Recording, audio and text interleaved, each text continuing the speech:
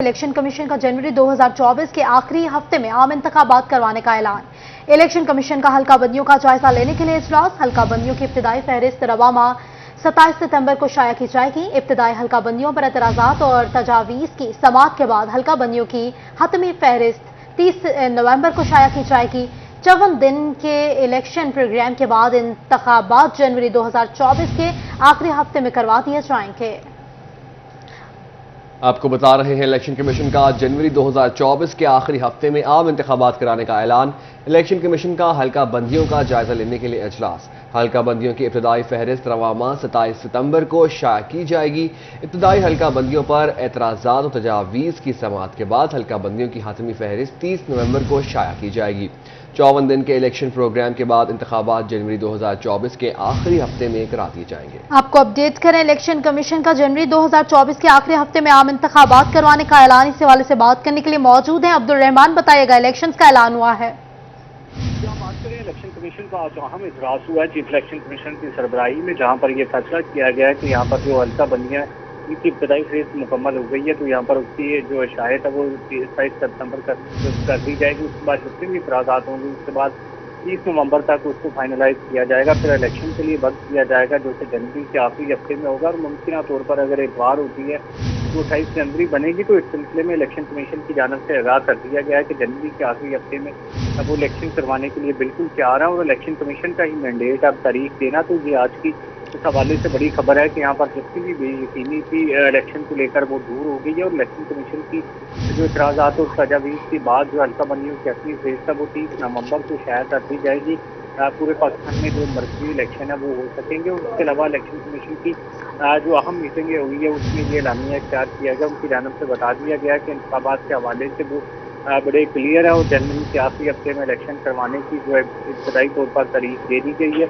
54 days का जो यहाँ पर इलेक्शन का वक्त होगा, जिसमें मेंबर्स अपनी कंपेन भी चला सकेंगे। और इस कंपेन के हवाले से जो लाया मतलब जो भी तजावीज़ दायरा इखलाक है वो तमाम बनाया जाएगा। इससे पहले सियासी पार्टियों से तमाम तर मीटिंग्स का इनेकाद किया जा चुका है। तो अब ये बड़ी अहम जो है वो पेशरफ्त सामने हुई है कि इलेक्शन कमीशन की जानब से बाकायदा तौर पर हल्का बंदियाँ मुकम्मल करने के हवाले से अपना जो है वो लायामल की जानब से आगाह कर दिया गया। इलेक्शन वो कब करवा सकते हैं उस सिलसिले में उन्होंने अपनी तारीख दे दी है कि जनवरी 2024 के आखिरी हफ्ते में इलेक्शन करवाने के लिए बिल्कुल तैयार है। और आज इलेक्शन कमीशन की जानब से जो इजलास हुआ उसमें हल्का बंदियों के हवाले से बताया गया है कि 27 सितंबर को इससे इब्तदाई शाया कर दी जाएगी। तो उसके बाद जो है वो इतराज़ात होंगे, तजावीज़ होंगी, जिस किसी के लिए कोई मसला होगा ट्रिब्यूनल बनाया जाएगा, वहाँ पर उस ट्रिब्यूनल पर उनकी बुला के पूछा जाएगा हल्का बंदियों के हवाले से। और ये क्योंकि इसमें कोई बड़े हल्के तब्दीली नहीं किए गए, सिर्फ वोटर से वो ऐड किए गए, इसलिए इस पर एतराज़ात और तजावीज़ भी कम होंगी। इसी वजह से दिन भी थोड़े रखे गए। और अभी जो इब्तदाई फहरिस्त है वो आने के बाद अंदाज़ा हो जाएगा कि कुछ जिले में अगर कोई फ़र्क पड़ा तो कितना पड़ा, क्योंकि मजमूई तौर पर सीटों में कोई ज़्यादा फ़र्क पड़ने का इम्कान नहीं था, क्योंकि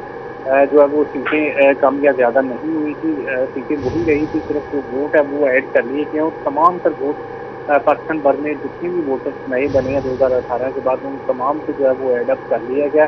और अब उसी बेस पर जो इलेक्शन होंगे और अब कोई भी जो नया वोट है वो डिस्टर्ब हो सकेगा, ताकि वो वोटर्स जो है वो अपना वोट तब्दील नहीं करवा सकेगा। ये तमाम इलेक्शन की जो मजीद भी लाहा अमल तश्कील दिया जाएगा। अब्दुल रहमान हमारे साथ बता रहे थे 54 दिन के इलेक्शन प्रोग्राम के बाद इंतखाबात जनवरी 2024 में होंगे। इलेक्शन कमीशन का जनवरी 2024 के आखिरी हफ्ते में आम इंतखाबात कराने का ऐलान। इलेक्शन कमीशन का हल्का बंदियों का जायजा लेने के लिए इजलास। हल्का बंदियों की इब्तदाई फहरिस्त रवां माह 27 सितंबर को शाया की जाएगी। इब्तदाई हल्का बंदियों पर एतराज़ात और तजावीज़ की समाअत के बाद हल्का बंदियों की हतमी फहरिस्त 30 नवंबर को शाया की जाएगी। 54 दिन के इलेक्शन प्रोग्राम के बाद इंतखाबात जनवरी 2024 के आखिरी हफ्ते में करा दिए जाएंगे।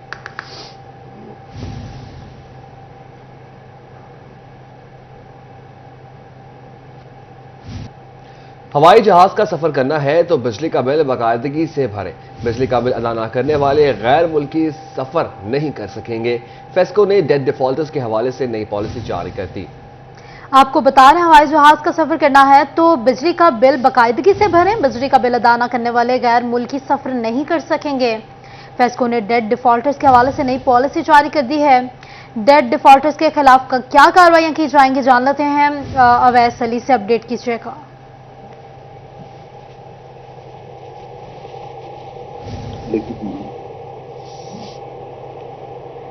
आपको अपडेट कर रहे हैं सफर के हवाले से। हवाई जहाज का सफर करना है तो बिजली का बिल बाकायदगी से भरें। बिजली का बिल अदा न करने वाले गैर मुल्की सफर नहीं कर सकेंगे। फेस्को हेडक्वार्टर्स की डेड डिफॉल्टर्स के लिए नई पॉलिसी जारी हो गई है। डेड डिफॉल्टर्स के खिलाफ कार्रवाइयां जारी हैं, ऐसा कहना है फेस्को हुकाम का। वैसे बताइएगा मजीद इस हवाले से। जी बिल्कुल, बिजली का बिल अदा न करने वाले गैर मुल्की सफर भी नहीं कर सकेंगे।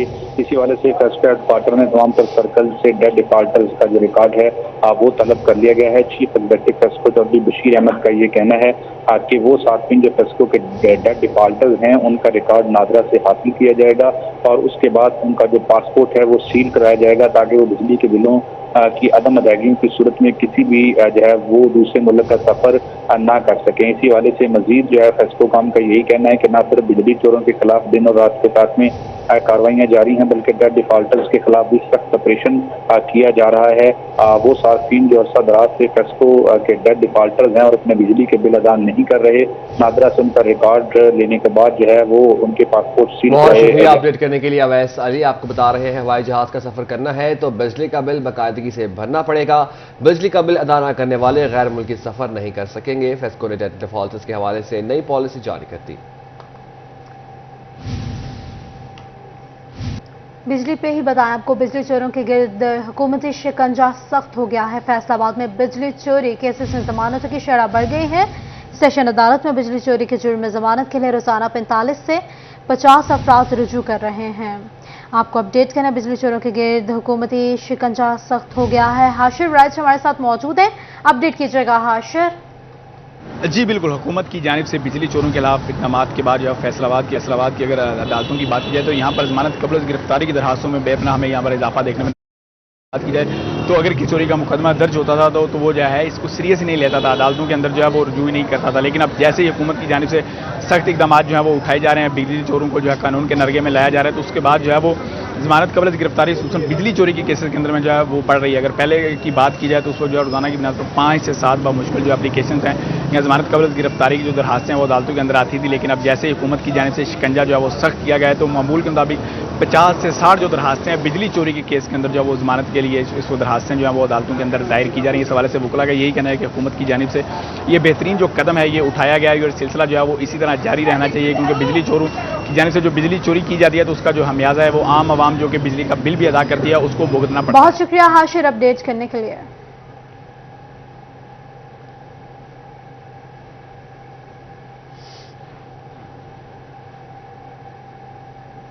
फेडमिक में 7.5 करोड़ रुपए से जायद के माली बेजाब्तगियों का मामला।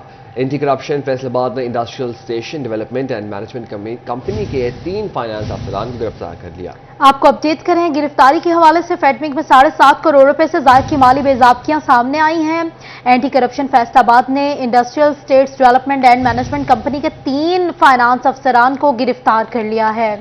आपको बता रहे हैं गिरफ्तारी के हवाले से फेडमिक में 7.5 करोड़ रुपए की माली बेजाब्तियां का यह मामला है। एंटी करप्शन ने 3 फाइनेंस अफसरान को गिरफ्तार कर लिया। एंटी करप्शन में 7 अफराद के खिलाफ नामजद मुकदमा दर्ज किया गया था। गैर मुल्की सरमायाकारों की रकम फेडमिक अकाउंट्स में जमा नहीं करवाई गई। फेडमिक फाइनेंस अफसरान की सरपरस्ती में मार्केटिंग के नाम पर मुबैना फ्रॉड मुलजिमान की गिरफ्तारी के लिए टीमें तश्कील, रिकवरी पर जोर दिया जा रहा है। मजीद क्या मामला है जान लेते हैं तैयब मकबूल से। तैयब अपडेट कीजिएगा।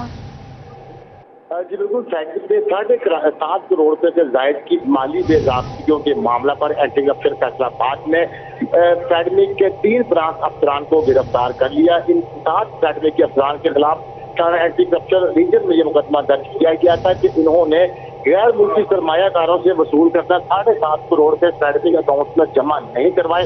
इस पर टैक्सी फेडमिक की जानब से इंक्वायरी के बाद दरखास्त एंटी करप्शन को दी गई थी। एंटी करप्शन हुकाम की जानब से तहकीकात के बाद जुर्म साबित होने तैयब हमें अपडेट कर रहे थे, बहुत शुक्रिया तैयब आपका। टेक्सटाइल इंडस्ट्री के लिए मुश्किलात बढ़ने लगी। कोरा कपड़ा लूम पर तैयार होने तक 91 रुपए से 92 रुपए फी मीटर तक खर्च आता है। मार्केट में 90 रुपए फरोख्त करना मुमकिन नहीं। फैसलाबाद के ताजिरों की क्या तहफ़्फ़ुज़ात हैं, जानते हैं नुमाइंदा सिटी 41 फजील अहमद से। जी फजील, आगाह कीजिएगा। जी बिल्कुल यार, मार्केट के अंदर धागे की बढ़ती कीमतें और इसके अलावा बढ़ती बिजली की कीमत की वजह से जो पैदावार लागत है कपड़े की वो बढ़ती जा रही है। और मार्केट के अंदर कपड़ा पहुंचकर जो है वो ग्राहक खरीदने को तैयार नहीं, क्योंकि क़ुव्वत खरीद मुतासर है। और जो कपड़े की पैदावारी लागत है वो भी दुकानदारों का कहना है कि जो कोरा कपड़ा है इसकी पैदावारी लागत जो इसके ऊपर खर्चा आता है 90 से 91 रुपये फी मीटर, वो भी पूरा करना जो है वो मुश्किल हो चुका है। शेख उस्मान मेरे साथ मौजूद हैं, उनसे पूछते हैं वो क्या कहते हैं। जी शेख साहब, बताइएगा कि क्या कहेंगे जो पावर लूम मालकान हैं वो फैक्ट्रियाँ उखाड़ रहे हैं, क्या वजूहात है? और कोरा कपड़ा जो है वो धागे की निस्बत मार्केट के अंदर सस्ता है, इसके रेट नहीं लगते, क्या वजूहात है? क्योंकि टेक्सटाइल सेक्टर बहुत बहरान में आ गई है, हर चीज़ धागे की कीमत बहुत ज़्यादा है, जबकि यहाँ पे ग्राहक इसको खरीदारी करने के लिए तैयार नहीं इन रेट्स पे। बिजली के बिल्स बहुत ज़्यादा हो गए हैं, उसके हम फ्यूल एडजस्टमेंट पे डरते हैं, क्योंकि आज हम सेल कर देते हैं जिस हिसाब से फ्यूल एडजस्टमेंट आपकी 2 माह बाद हमें वो लगती है, तो उसमें पता लगता है कि हमने कमाने की बजाय खुद से लॉस किया होता है। हर चीज़ की कीमतों में बेसा इजाफा है, लेकिन ग्राहक उस खर्चे को तैयार करने के लिए एक चीज़ की कास्ट 91-92 रुपये 90 रुपये का ग्राहक उसका खरीदार नहीं है हमारे पास इस वक्त। इसलिए काफ़ी मुश्किलात का सामना, सब फारिग बैठे हुए, आप जितना सर्वे कर लेंगे कोई नहीं। अच्छा, बिल्कुल जो बात आपने सुनी, जैसे कि इनकी जानिब से यही कहा जा रहा है कि जो क़ुव्वत खरीद है वो मुतासर हो चुकी है। बहुत शुक्रिया अपडेट करने के लिए फजील अहमद। आगे बढ़ेंगे और आपको बताएंगे कि कस्टम्स इंटेलिजेंस की जानिब से मुख्तलिफ कार्रवाइयों में पकड़े जाने वाले करोड़ों रुपए मालियत के नॉन कस्टम पेड सामान की फैसलाबाद में नीलामी किए जाने वाले सामान में गाड़ियां, 6000 किलोग्राम कपड़ा, 17,000 किलोग्राम ईरानी खुश्क दूध और दीगर अशिया शामिल हैं। बात करेंगे उमैर अजमत से, अपडेट कीजिए। जी, महकमा कस्टम्स इंटेलिजेंस की जानिब से मुख्तलिफ कार्रवाइयों में जो पकड़ा जाने वाला करोड़ों रुपया मालियत का नॉन कस्टम पेड सामान है, जिसमें गाड़ियां हैं, कपड़ा है, खुश्क दूध और दीगर मसनूआत शामिल हैं, उसकी नीलामी की जा रही है ताकि उस नीलामी से जो कौमी ख़जाने में वो रुपया जमा करवा सके। इस पर मज़ीद बात करने के लिए मेरे साथ DC custom intelligence Mohammad Ali साहब मौजूद हैं, उनसे हम इस हवाले से बात करेंगे। क्या कहना चाहेंगे ये आज जो ऑक्शन करवाई जा रही है? जी, इस हवाले से मैं आपको बताना चाहूँगा कि ये कस्टम्स अपनी मुख्तलिफ कार्रवाइयों में जो नॉन कस्टम पेड स्मगल्ड सामान मुल्क के अंदर आ जाता है वो पकड़ता है। ये करोड़ों रुपए का सामान हर महीने पकड़ा जाता है। उसका फिर डिस्पोजल का तरीका ये होता है कि उसका केस बना के एडजुडिकेशन में भेजा जाता है। एडजुडिकेशन फैसला कर देती है, उस सामान को या तो ड्यूटी टैक्स और फाइन पे छोड़ दिया जाता है। वो बहुत शुक्रिया अपडेट करने के लिए उमैर।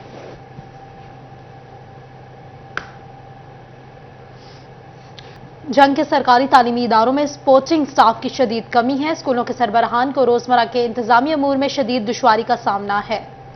इसी पर बात करते हैं अवैस खान से। जी अवैस, बताइएगा।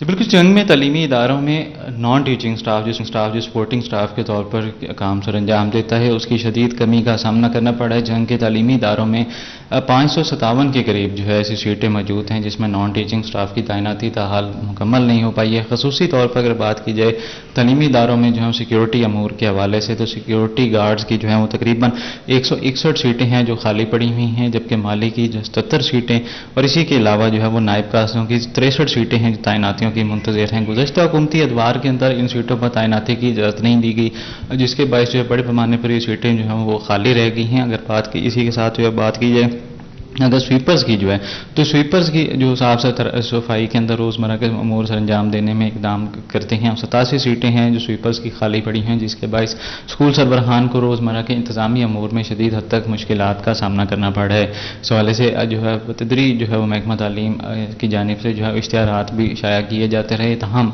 हुकूमती इजाज़त न मिलने के बाद जो है तमाम तर भर्तियों का अमल मनसूख कर दिया गया, जिसके बायस जो है ये सीटें ताहाल तैनातियों की मुंतज़िर। अवैस खान हमें अपडेट कर रहे थे, बहुत शुक्रिया।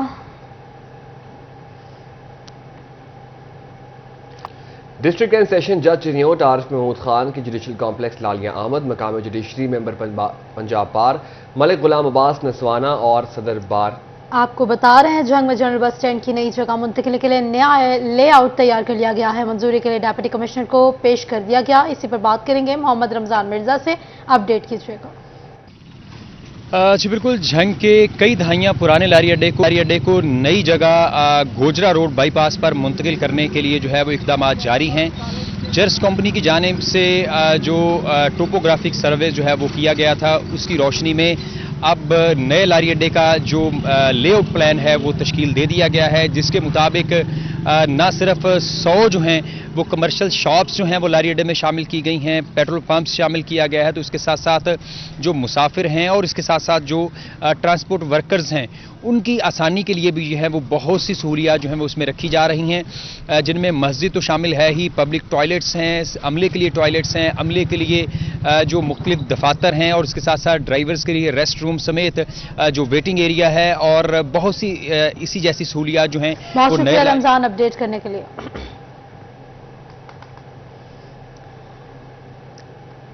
फैसलाबाद में लैंड रिकॉर्ड सेंटर की बंदिश का मामला हल हो गया। इस हवाले से बात करने के लिए मौजूद हैं अब्दुल रहमान। अपडेट कीजिएगा। जब बात करें बिलाखिर लैंड रिकॉर्ड सेंटर के जो मुज़ाकरात कामयाब हो गए और तकरीबन 1.5 माह के बाद लैंड रिकॉर्ड सेंटरों को खोल दिया गया। वकला को ये यकीन दहानी करवाई गई है कि 15 दिनों में रजिस्ट्री ब्रांच और आरओडी ब्रांच के लिए मुनासिब जगह देखकर कचहरियों में काम शुरू कर दिया जाएगा और तब तक जो है वो लैंड रिकॉर्ड सेंटर में ही आरओडी ब्रांच और रजिस्ट्री ब्रांच का काम चलता रहेगा। वाज़ेह रहे कि 1.5 महीने के गैप के बाद जो है वो ये खोला गया और उसका मकसद ये बताया जा रहा था कि यहाँ पर जो लोगों को साइलिन को शदीद मुश्किलात का सामना करना पड़ता था तो उनकी मुश्किलात कम हो सके। तो ये एक बड़ी अहम पेशरफ्त 1.5 माह के बाद हुई है कि जब लैंड रिकॉर्ड सेंटर बाकायदा तौर पर खोल दिए गए और इसमें आज जितनी भी अब पब्लिक की जो मुश्किलात थी या साइलिन के जो मसाइल थे जिसमें रजिस्ट्री और दूसरे तमाम वो हल हो सकेंगे और इस सिलसिले में बाकायदा तौर पर अहकाम जारी कर दिए गए। जी बहुत शुक्रिया अब्दुल रहमान अपडेट करने के लिए।